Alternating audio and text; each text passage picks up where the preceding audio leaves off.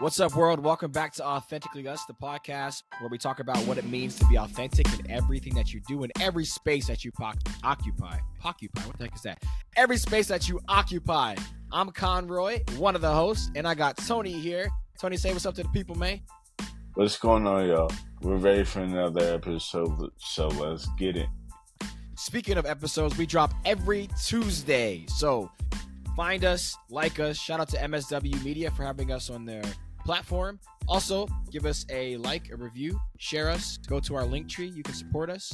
We're on all platforms, streaming, social media, YouTube, all the interwebs. Also, this month, we're going to be reading another book. Tony, what are we bringing for book club this month? For book club, we're reading Made for People by Justin Whitmer Early. And this book's all about friendship and how do we fight for a life of friendship in a world that causes us to be lonely because we're so busy. And this book is amazing. And I'm excited to read this book with you, Tony, because Tony and I have been friends for a long time. And if you guys have been following us, you know we're learning about each other every episode. Every day. Without further ado, let's jump into this podcast. We got an amazing guest. You guys, strap in. It's going to be great. Let's get it. Let's go. What's going on, world? Welcome to another episode of Authentically Us. Today we got a really special guest. We have Kelly Bruno. She is an amputee ultrarunner, a contestant on season 21 of Survivor, a residency at UNC Anesthesia. Welcome, Kelly. Thank you. Thank you for having me. Absolutely. So let's start by talk to us about your early years and what your childhood was like. Yeah, so I guess early years I've spent mostly overseas. My dad was in the Foreign Service, so we traveled a lot as kids. And I grew up in Germany, South Africa, Nigeria, and then was back in the U.S. for once I got to high school and then to college. So wait, you said your dad was in the service? He was Foreign Service, so he worked for the State Department. He was a physician that then was posted to embassies overseas and treated the diplomats that worked at the embassy. So do you have vivid memories of those places? I do. At least Germany and South Africa. Nigeria was really little. I don't remember that. But Germany was kind of formative years from when I was 4 to 7. And then South Africa, I was there in like my early, not quite teens, like my tweens, the 10 to 12, so 4th and 5th grade. Do you speak German or Afrikaans? Unfortunately, I can count to 10. That's about all I picked up. Yeah. Okay. That's what I got. My mom, that's fair. My parents put me in, it was a preschool, it was a German preschool. So their mistake was putting me in with another American girl. So the two of us just clung to each other and spoke English to each other and never learned a word of German. Yeah. Okay, what was your favorite between those two places? So I'm a huge animal lover, like absolute huge animal lover. So South Africa just spoke to me.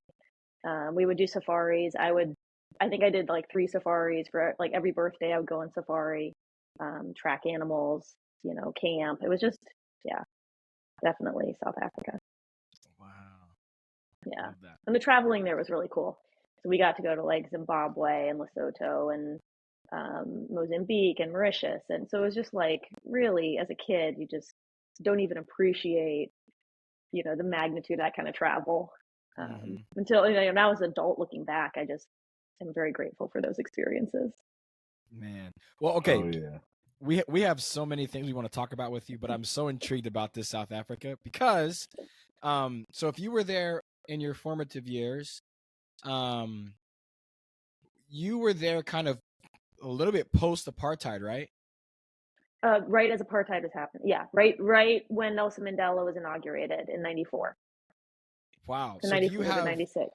do you have any memories of like what living in South Africa during that time was like? Or like you guys kind of like did your own thing? I mean, you're separated from it, but then also kind of enmeshed in it. So it was a Yeah. little of both. We saw a lot of it. I actually lived in Pretoria and Oh went to school wow. in Johannesburg. So we traveled between the two cities, which is like a 45-minute hour commute each way. So you saw a lot in that distance. Um, and so yeah, I definitely, I had a lot of experiences just being in that environment. But then also, I was an American, white girl in South Africa, and so it was just, it was different than like living there and being like a local or native to South Africa. But I had a lot of friends that were, Afrikaans, and so I definitely kind of experienced a little bit through their eyes. Wow. I never knew about it Yeah. until I read Trevor Noah's book. I have his book somewhere up there. So this is awesome. Okay. Yeah, We can get back to you. that was part of me. It That's true. definitely, it definitely, I think, it's just, I think one of the reasons that I just love exploring now. I travel a lot. I want to like see the world. I think just, those formative years and experiencing that just really kind of pushed me towards that interest. Love that. So, so talk to us about what got you into ultra running. Yeah, ultra running actually was not something that I ever thought I would pursue. So I actually, my background was more triathlons. Before that, it was like track and field, and I slowly progressed in triathlons. And then when I started medical school, I just didn't have the time to train to dedicate to triathlons. It was just too much outside of the medical school and residency world. And so I decided that at that point, I might as well dedicate myself to one sport. And at that point, I had run, all the shorter distance stuff. So, half marathons, marathons. And so I felt like transitioning from Ironman to ultras was kind of a nice, easy way to do it. So I went from, Ironman training to just basically spending all that time running. And I loved it. It's also a great community. It's one of the most supportive communities that I have found. Trail runners, ultra runners are just like salt of the earth people, and so I just felt really connected and invited into that community. I had a college friend who would run ultras, and I remember one time he ran 100-miler while we were in college, and he Oh was like, "Hey wow. guys, I'm gonna start at this time," and then we were like, "Oh, we're gonna follow him," so we were like following him on our app or whatever at the time, and it was like we watched a little bit, then we would go like do stuff, and then we were like, "He's still running." Mm-hmm. Yeah. Yeah. which is crazy. And the fact that you said it was an easy transition, I was like, it's not easy to go from Ironmans to ultras. This is like a different like mentality. Like you went from like hard to it was definitely a lateral move. Yeah. Okay. Lateral. Yeah. Yeah. Lateral though, not vertical. That's fair. It went from like 14 hours to 24 hours. Incrementally, it's not a lot different. My first ultra was 100 miler. So from What's the there, everything else seemed easy because they were all shorter. So you've done, what's the longest ultra you've done? 100 miles. Okay. And then what qualifies as an ultra? Anything over a marathon? Yeah. Yeah. So usually they start at 50K. It's kind of your traditional ultra definition. Yeah. And then from there up to 100K and then usually 100 miles. Wow. Yeah. So, how many 100-mile ultras have you done? I've done 3 full 100 milers. Okay, talk us through your recovery after that. That's what I'm really curious about. Yeah. Like, are you like, hey, the next week I'm off work, nobody talk to me, or like what happens? Yeah, I wish I could do that. So I was in residency at the time, which Oh meant that I gosh. was, and I was doing anesthesia residency, so there's like no days off. So you get the one day off, which is the day I raced, and then after that you're just right back in it. So I just went to work the next day and was really sore. Being an amputee, it did make it a little harder. That was probably my biggest struggle. So as an amputee, I just didn't my I had issues with my leg. So there was one time where I was on crutches for a couple of days after, and that made it really hard to do residency duties. Yeah. But you make it work. Hmm. You make it work. So what has it been like living with a disability? You know, I don't I forget, like a lot of times I forget I have a disability. It's all I've known. It's how I grew up. I was born with what's called fibula hemimelia. It's basically where the fibula doesn't form. So I didn't have a full right foot and leg. And so my leg was amputated when I was 6 months old. So I was, so young that I have no memory of any time before. And even then, my leg was deformed. So I got my first prosthesis at 9 months old. I was, walking and climbing at, 12, the usual kind of like standard, 12 months old. And it's just all I've known. So there are times when I get frustrated for sure. There are things that I want to do and they're just harder. Um, there are times when I really struggle with the the need to rely on a prosthesis. So like one of the things I was telling a friend in my running group recently that my the legs are like a pair of shoes. They have a life. They have a lifespan, and so they get worn out. And so needing to, go back in and get a new leg, and the cost of getting a new leg these days, it's just, it's something you have to factor in. So I got a quote recently for a new running leg. It was $20,000.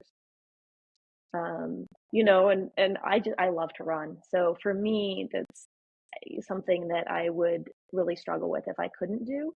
And so it makes you mindful of I guess those limitations, and being grateful for what you can do for sure.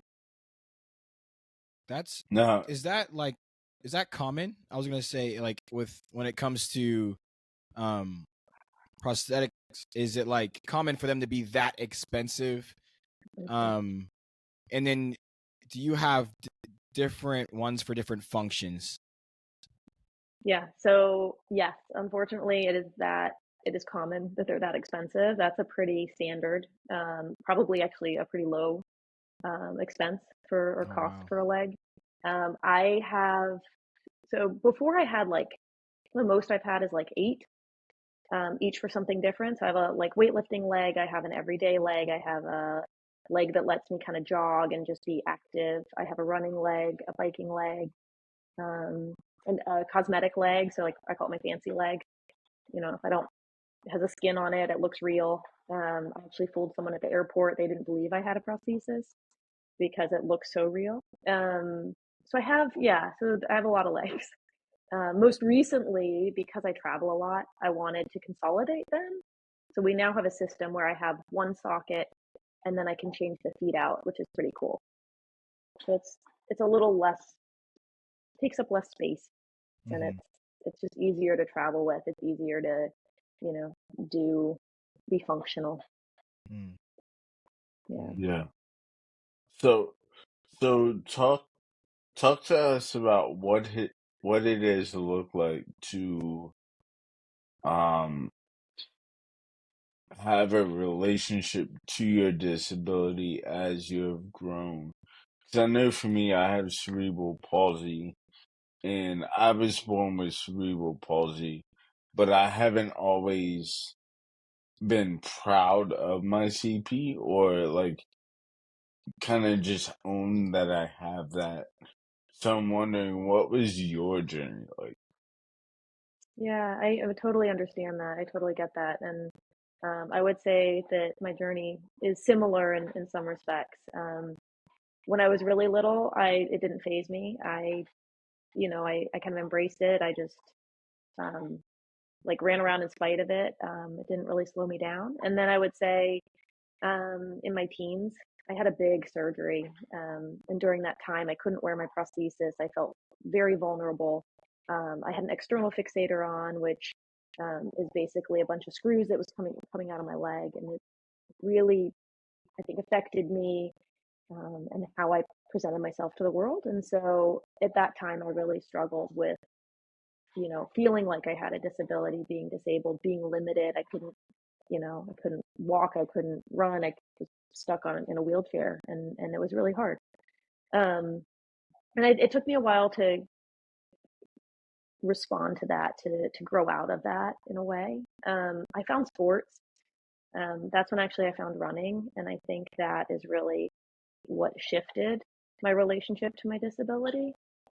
I think especially because I got to know other people with disabilities. So I started running for the USA Disabled Track Team, which didn't expose me to just amputees, but also to people in wheelchairs, to blind, to cerebral palsy, to people with all kinds of disabilities. And so it just really, that was the point where I really, I think, shifted my mindset and said, this is who I am and this is what I've been given. And, it's a gift if I let it be. And I kind of was able to, move forward with that mindset. I love that because it's a story of perseverance. And it's a story of perseverance from such a young age. And I can only imagine that when that surgery happened, when you said you were a teenager, and we all know that teenagers are mean. So Yeah. I can only imagine like your thought process and stuff throughout that. But you mentioned earlier about tackling Ironman. So I wanted to kind of touch on that. What was the moment when you're like, I want to start doing Ironmans, and not just like Ironmans and things like that, but like I want to be like one of the first, and I want to almost be like the face of like Ironman. Like what was your thought process with that? That's a good question because I don't think there was quite that thought process in making that decision. So it kind of evolved more than anything. I was doing triathlons. I was doing ITU World Triathlon Championships at the time. So I was racing for the USA team, and I loved it absolutely. But I felt like there was constraints because of the USA team, and so I just wanted a little more freedom. And Ironman kind of seemed like the next challenge. I mean, within disabled sports, it's a very small world. Um, there's just not that many athletes. There are way more now, but especially back, this was like internet was just becoming a thing. Everything was very local. You had to know someone to get into the group, so it just didn't have the same like um, cachet or like I think presence that it does now. And so for me, I'd been there, done that, and I just didn't know. I was winning, coming in first or second pretty much every race, and so it just didn't seem like a challenge anymore because it was something I had done. And so Ironman just seemed like the next challenge. I was a little bit of that, like, the type of person that just wants to like embrace a challenge and succeed, especially then. I would say that I've shifted a little bit since then, but definitely in my like teens, 20s, early 30s, like that was I wanted, and I think I had to prove to myself. I had to prove to myself that I could do it. There was a part of me that I think needed to know that I was capable of it. And it helped to kind of offset the fact that I was quote unquote disabled. Because You know what? I think if I knew I could do it, then I wasn't disabled anymore. Yeah, exactly. And you like kept doing it. Like and it was it's so cool to think, I played rugby and I was on the US team training here in San Diego. And what I loved about the training center here in San Diego, the Olympic Training Center, is that we had a bunch of para athletes, like para Olympians, like walking around, and it was so cool because I feel like sports is one of those areas where it just felt like a nice harmony of like it didn't matter like if you were an amputee, if you were blind, if you were able-bodied. It was just like we were all there training. We all were going through the same regiment. We all were eating the same food, and it was just one cool experience that I'll cherish forever because I just feel like not a lot of people get to experience that. I did want to touch on that though. So you said you were on the US team. Now were you part of like, I guess because triathlon is not in the Olympics. So were you part of like a different adaptive sports, I guess?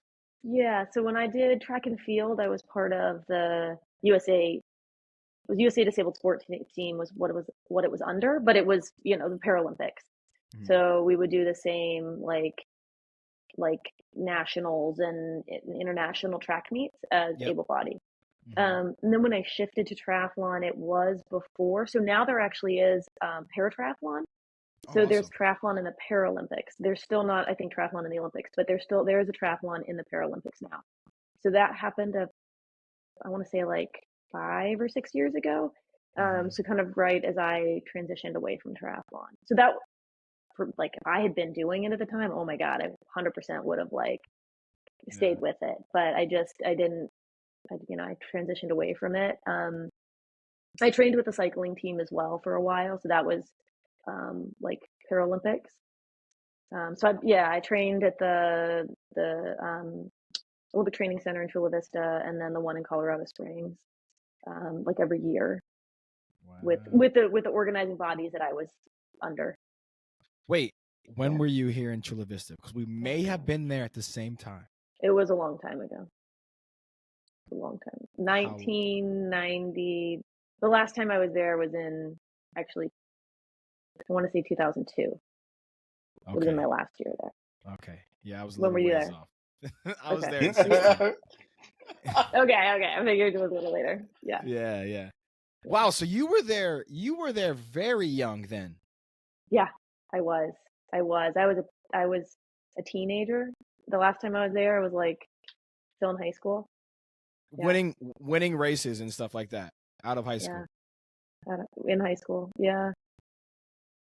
That My summers were like international track meets. Like everyone else was like going to the beach, and I was like, in Barcelona or like London, like running track.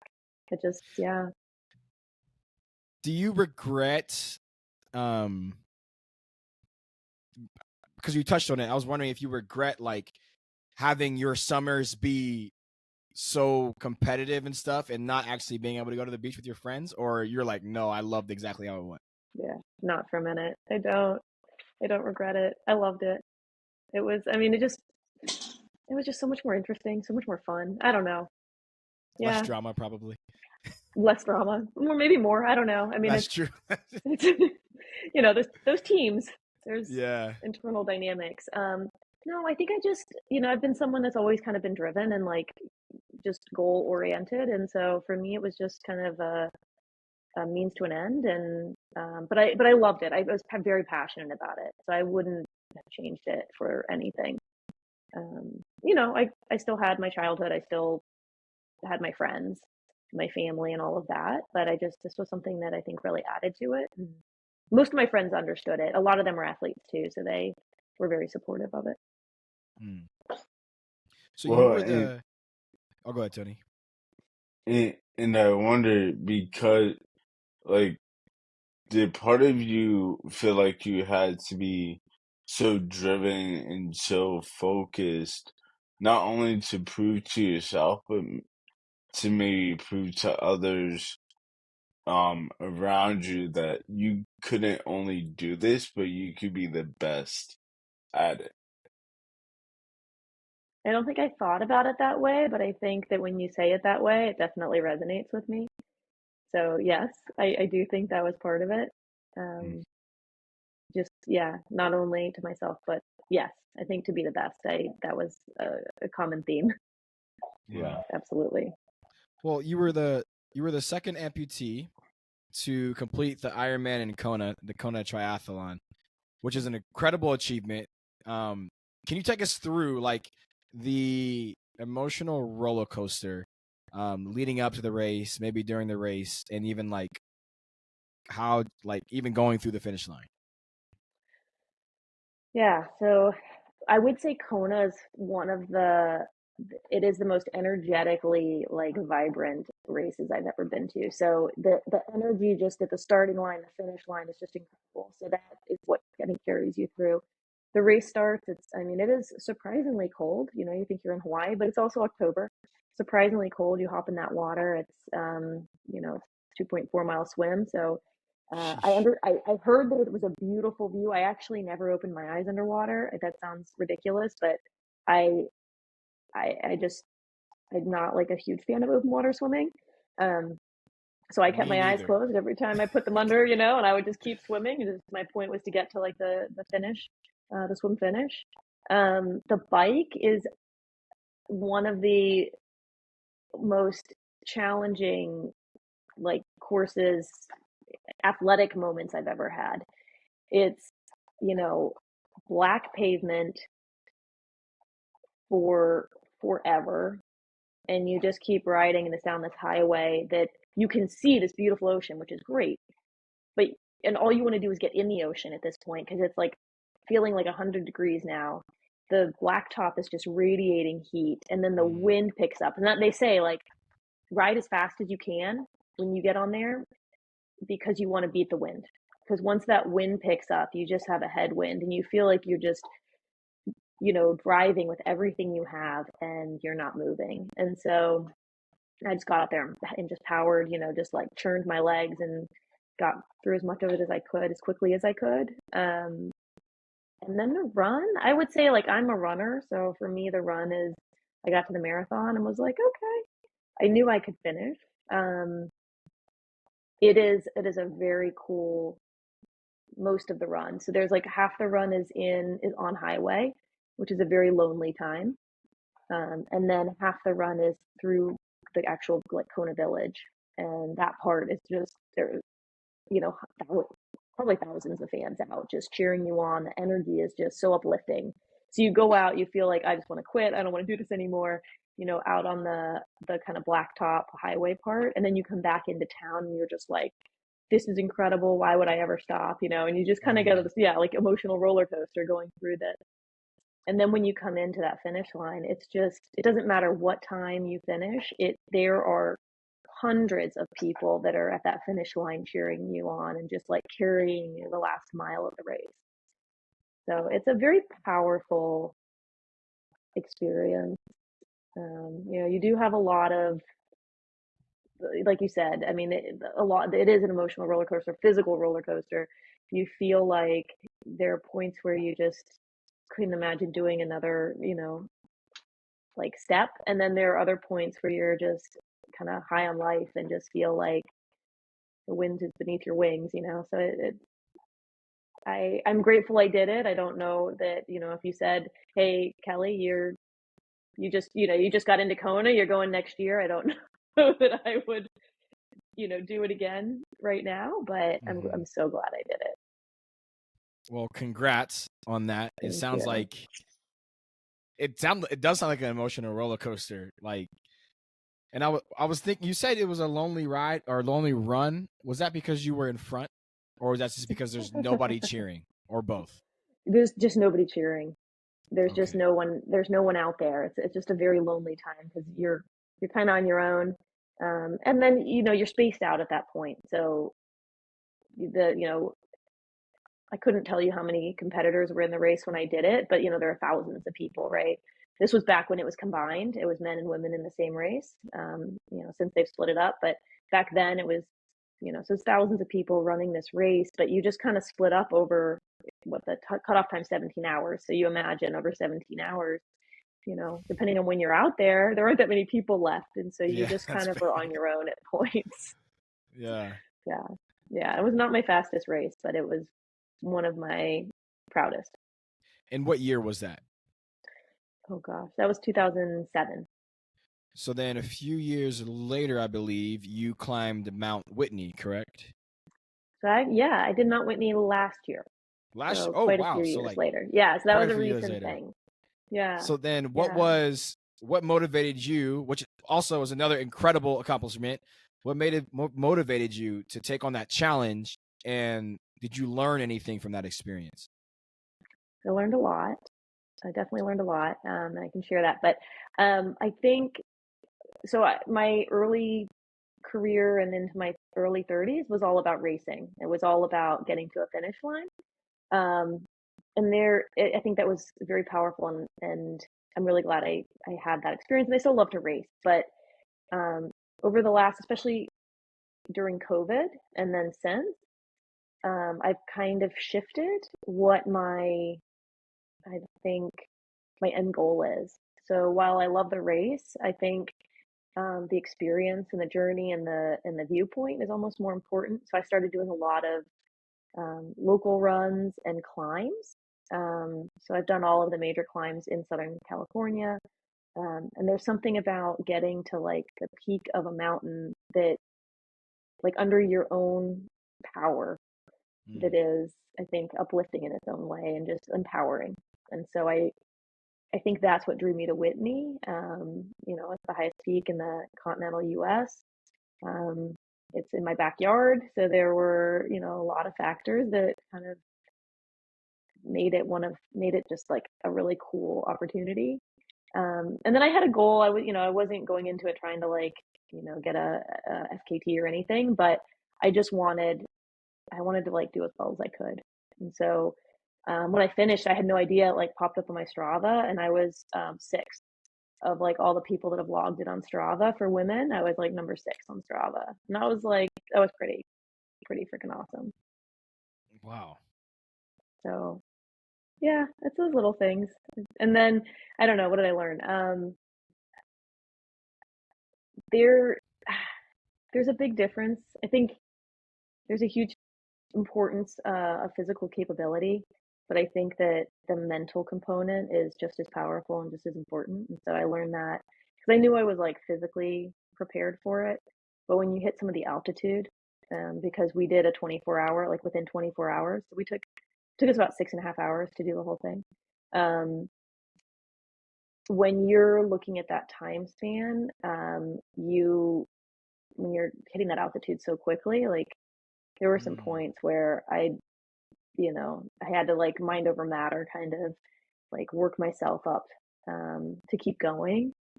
Hmm. And that was, I've had that in other races, but not to the extent that I experienced it in Whitney. Well, because you don't have any air when you're That, going yes. at it. Yeah, exactly. So were you experiencing like physical, like I can't breathe, or like I know some people get altitude sickness? Like what was that experience like dealing with the altitude? Yeah, I mean, the altitude hit me really hard. We hit about 10,000 feet, 11,000 feet. And so it's at 14.5. So it's still like quite a bit of distance to climb.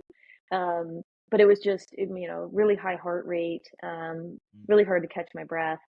And then you just start to feel kind of woozy. Like I just felt like it just kind of thing where like you're almost like wobbling, Oh, which is yikes. not good on like a very narrow trail that like, has some like steep drop off. So, Gosh. it was, there were some moments Yeah, where you're on a mountain like, wobbling. Yeah. yeah, it's not a good place to be. So, um, luckily I had hiking poles. So I had like lots of points of contact with the ground. So that was good. But yeah, I mean, it came on really suddenly for me. And I've done, like, we have a number of peaks down here that are around like 11,000 feet. So I've done a lot of those. Um, but I never had to keep going past that point. And so to climb another 3,000 feet feeling that way was like, again, I knew I was physically capable. It was just my brain, like convincing my body that I could do it. Hmm. I just had to like believe, I guess, in myself. Um, and yeah, and we had a great time. Did you play any tricks on your? I know, like as an athlete, I feel like we play tricks on our brain. It's all mental, right? Like Yeah, sometimes huge we part. physically can do the thing, but mentally there's a lot of blockage. We talk about that little voice. in our heads, like when you're going through like a tough training day. Did you play any tricks on your mind at that time that you could think of that like this is how I got through that? I mean, nothing specific comes to mind, mostly because I think I wasn't thinking that clearly. It's Like, true. I mean, there definitely was some points where I mean, I literally over and over again, I would just keep repeating like Kelly, you can do this. Kelly, you can do this. Kelly, you got this. Kelly, I mean, it was like incessant in my brain, and that was just like the same thought. I would just repeat it over and over again with every step, because it was just that reminder of like knowing that and I knew I could do it, but it was just that like Kelly, you can do this. Kelly, you got, and I would literally, I mean, for like miles, I would just like repeat that same phrase over and over again because I think there's a part of your brain that wants to think, I can't do this, you know, like I quit, I give up. And so you're almost like shutting out that negativity by, I think, focusing on the positivity and like reinforcing, I can do this, I can do this, and so that for me was really, really important.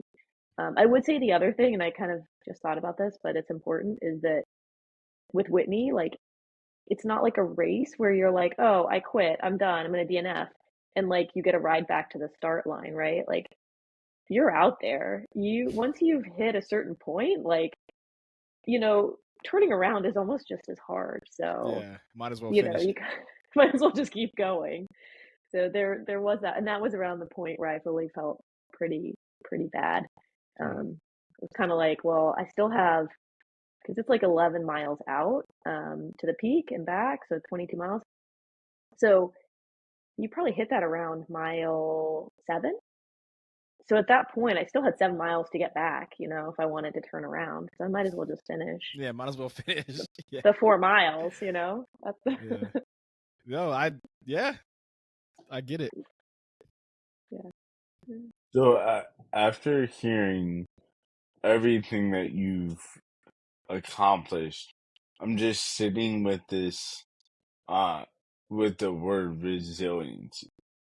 You know what it's like to be resilient, and I'm wondering how that plays in, with your time on Survivor. Can you talk to us about what that experience was like and how that's changed your outlook on life? It's interesting. Survivor, oddly enough, was one of the easier things I've done in a way. Yeah, I bet so. um, Interestingly, that experience was not, when I went into it, the part I was not anticipating was more of the emotional challenge. I was really focused on preparing for like the physical component, the not eating, the not sleeping, the physical challenges. That's the part I was really worried about. I didn't appreciate how emotionally challenging and draining it would be. Um, because I think one of the things that's been so important in my life and being able to do a lot of the challenges I've done is having a support network and always feeling like, I have friends and family that really support me and they believe in me. And so in Survivor, it's like you can't trust anybody. Like nobody's got your back when you're out there. And so you suddenly, a little bit like being out on like the last, miles of Kona Ironman, like you are just alone.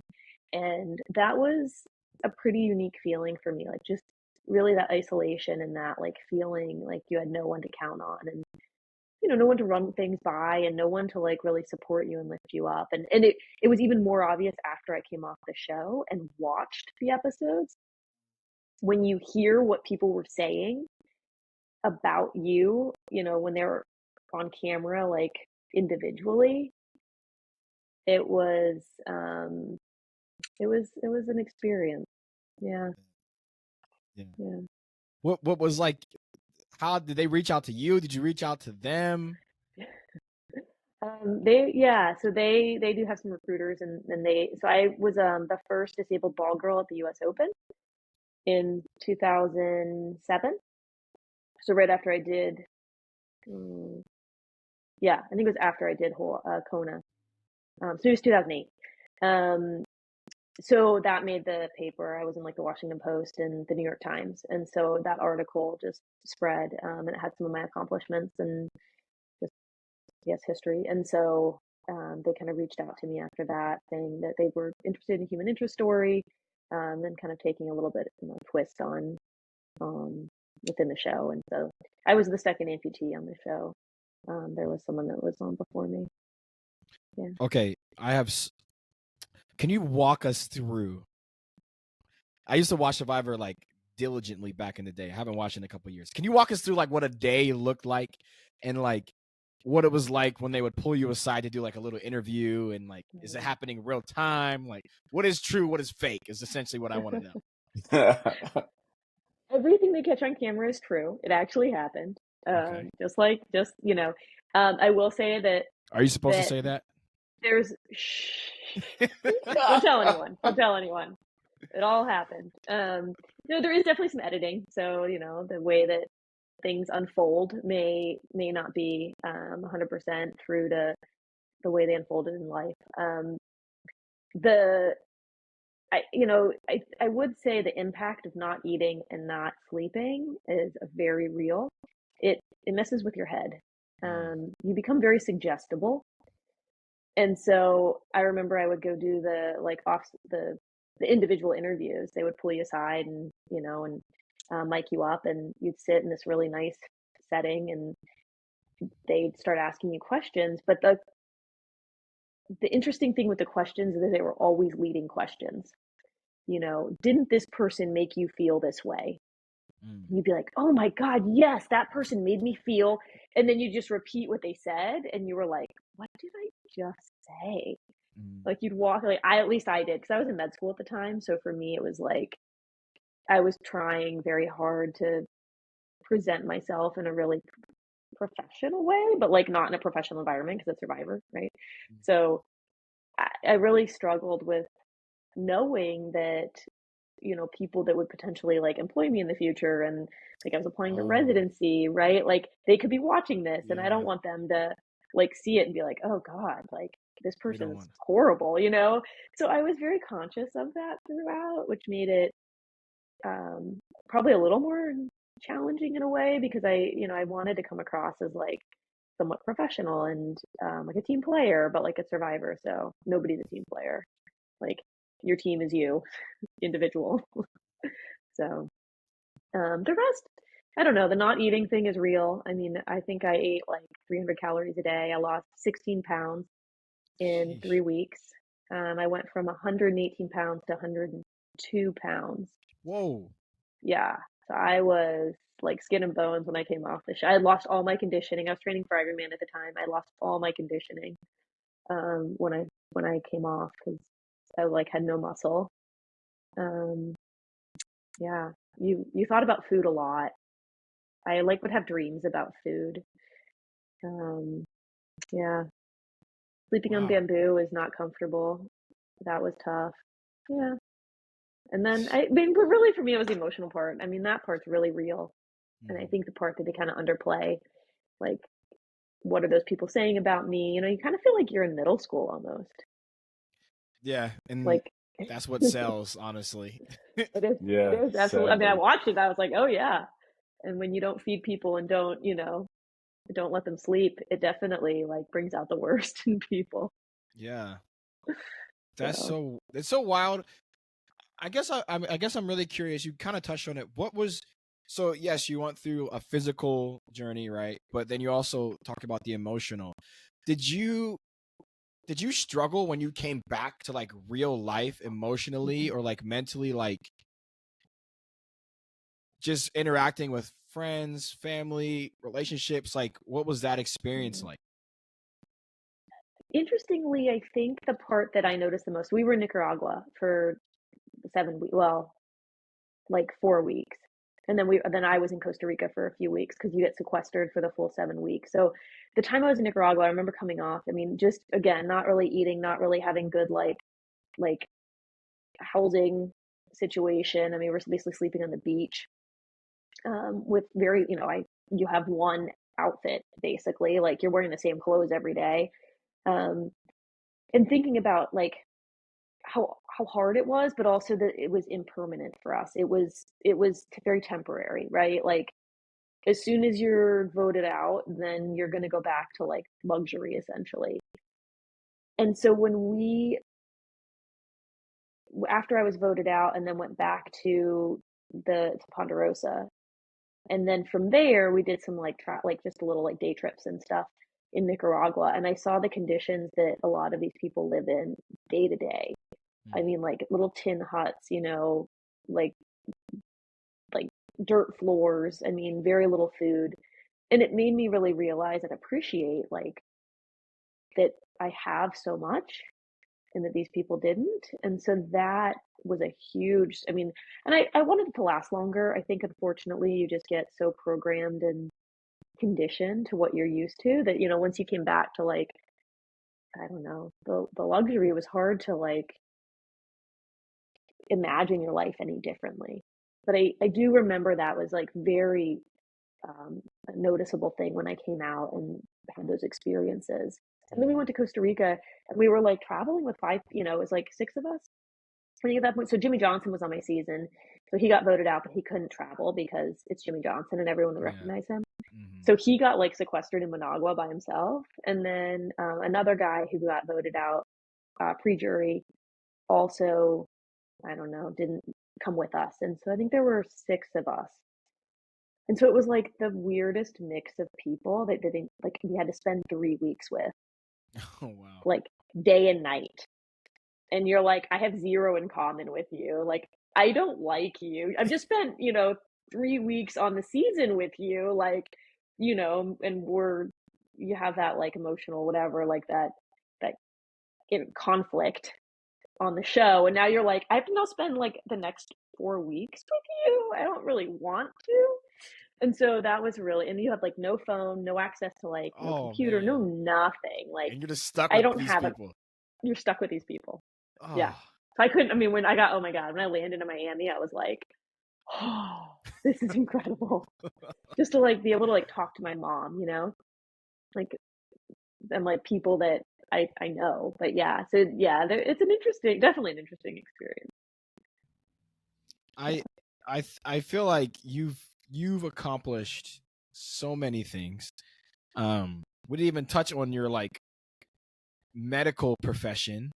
But I did want to talk about it seems like it was a pretty big year for you, 2010. That's when you were on Survivor, and was that also Kona? Was Kona the same year? No, Kona was a few years before. Okay.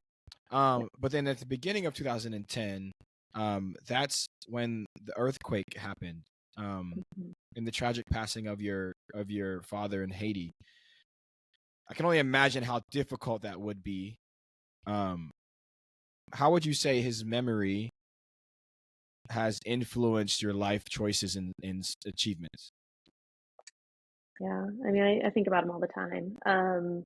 He was a very encouraging person, also a very ambitious person. So he really, I think, motivated me and pushed me to do so much of what I have been able to accomplish. And oddly enough, he wasn't there for a lot of it. I mean, he was there for a ton of it, but then, since up 2010, he hasn't been there. But a lot of what I do, like Survivor, I remember when I was asked to be on the show and I went through the interview process and then got accepted on.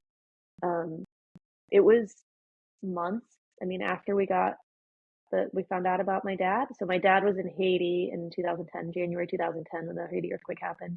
We found out about his passing in February.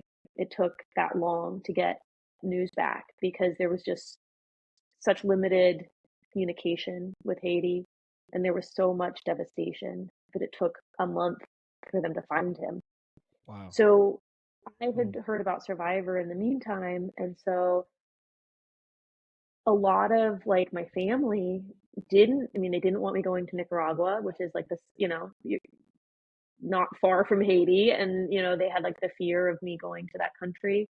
And I think they felt like they were they just weren't supportive. I think there was a lot of fear, and I knew my dad would like encourage me 100%. I knew that would be so important to him. He would live vicariously through me, and he would have been so supportive of it. He would be like, you should go and do it. And so that really kind of motivated me to make a decision that a lot of the people in my life at the time didn't support. And interestingly enough, now, looking back, are like very excited that I did it, and we're able to kind of share in some of the experience, and we're able to show their friends like, oh, look at, like this.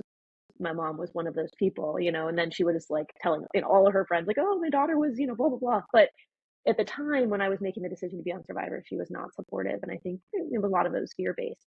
But I just knew my dad would 100% like encourage it. And so that has motivated me in a lot of the decisions I've made, knowing like just that he would be there for me, and he would support me, and he would want me to chase those dreams.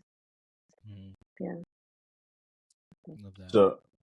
So Kelly, from Survivor to setting records, your story and your journey is just incredible and very inspiring. What would be one piece of advice you would leave our listeners with? Yeah, I think the biggest thing is just to be true to yourself, find what makes you feel powerful and empowers you, and really be true to it, and follow it, follow that dream, follow that desire. Because I think that that's what makes you you, right? That's what makes you authentic, unique, and who you are. And you need to find that piece and go after it. So whether it's, whatever it is to you. So what does it mean for you to be authentically you? For me, it's really about, I think, being in the moment and chasing my dream. So whatever that dream is, I really, put 100% into it, and I go after it. Whether it's, chasing a career in medicine, or going after, a peak like Whitney, I just dedicate myself to it, and I really, I'm proud of what I'm able to do, and know that I can do it. I think, for me, that's a really important piece. Just a full send life. Yeah. I love it. Well, this has been an amazing interview thus far. But we have one more segment we wanted to share with you, which is called Rapid Fire. Now, this is where we ask you 3 questions. And this will be the first thing that comes to mind. Don't pass go. Don't ask your dog. I heard your dog earlier. We love dogs on the podcast, by the way. Yeah, I know. She got noisy as soon as we started. I know. Okay, first question is, if you could switch lives with any fictional character for a week, who would it be and why? Frodo Baggins. Who? From Lord of the Rings. Oh, okay. Yeah. I think, again, it's the challenge. It's having a challenge to go achieve. Love it. What's wrong with the world?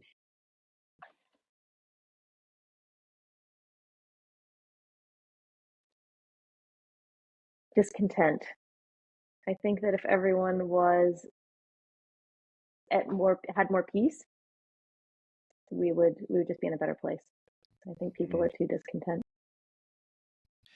The last question is, what's your go-to method for relieving stress in a high pressure situation? If I can, a run. Just getting out in nature on a run. Trail run is like, for me, that's what does it. Okay, this is a fourth question, but it's not really rapid fire. Do you run with headphones or not headphones? Oh, interesting question. Usually no headphones. I knew it. Yeah. I knew it. I'm a no headphone runner for the most part. Interesting. What do you do? People think it's so weird. I've been having this conversation in my run group. They're like, "Wait, you don't listen to music?" I'm like, "No, I don't. I used to. I don't." So when I did ultras, I trained. I listened to audiobooks. Okay, that's fair. When I did ultras, I would just kind of run like real slow and listen to audiobooks. But now, because it's just usually I'm on like either trail running or in like a busy area. I find that, I don't know. For me, it's just so like zen and peaceful. I don't really need the distraction. All right. Good to know. Well, where can people find you, and what do you have in terms of like? Let me rephrase that question because people think it's a weird one. Where can people see what you have going next?